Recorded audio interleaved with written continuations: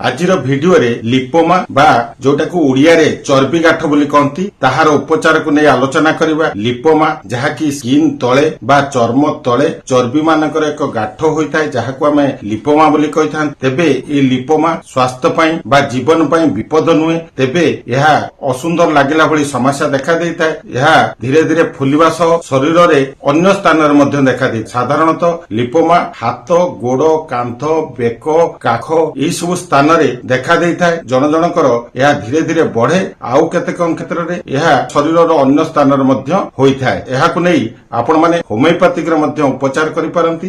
ଏଥିନେଇ ପୂର୍ବରୁ ମୁଁ ପଟେନ୍ସି ଜନିତ ମେଡିସିନ କହିଥିଲି, ଆଜି ଏକ ପେଟେଣ୍ଟ ମେଡିସିନ କହିବି ଯାହାକି ଅତ୍ୟନ୍ତ ଫଳପ୍ରଦ। କ୍ରିକ୍ସ 184 ଯାହାକି ଲିପୋମା ଡ୍ରପ୍ ନାମରେ ଆସେ। ଏହାକୁ ଅଧ କପ୍ ପାଣିରେ 10 ରୁ 15 ଟୋପା ସକାଳୁ ଦ୍ୱିପହରେ ସନ୍ଧ୍ୟା ଖାଇବା ପୂର୍ବରୁ ନିୟମିତ ଭାବରେ ଖାଆନ୍ତୁ। ଦେଖିବେ ଆପଣଙ୍କର ଲିପୋମା ଯୋଉ ବଢୁଥିଲା ତା ଦେହରେ 10 ରୁ 15 ଦିନ ମଧ୍ୟରେ ରୋକ ଲାଗିବ, ଅର୍ଥାତ୍ ଆଉ ବଢିବ ନାହିଁ ଏବଂ ପରେ ଧୀରେ ଧୀରେ ଏହା ମେଲ୍ଟ ହେଇଯିବ, ଅର୍ଥାତ୍ ଆପଣଙ୍କ ଶରୀରରେ ଏହା ଧୀରେ ଧୀରେ ଓଭାନ ହେଇଯିବା ସହ ଶରୀରରେ ଅନ୍ୟ ସ୍ଥାନରେ ବାହାରିବ ନାହିଁ। କିମ୍ବା ଯଦି ଏହି ଔଷଧ ଦ୍ୱାରା ଆପଣଙ୍କର ଲିପୋମା ଭଲ ହେଇଯାଉଥାଏ, ପରବର୍ତ୍ତୀ ପର୍ଯ୍ୟାୟରେ ଆଉ କେବେ ବି ଆପଣଙ୍କ ଶରୀରରେ ଲିପୋମା ଜନିତ ସମସ୍ୟା ରହିବ। ଆପଣମାନେ ହସ ଖୁସିରେ ଥାନ୍ତୁ। ପୁଣି ଦେଖା ହବା ନେକ୍ସଟ ଭିଡିଓରେ।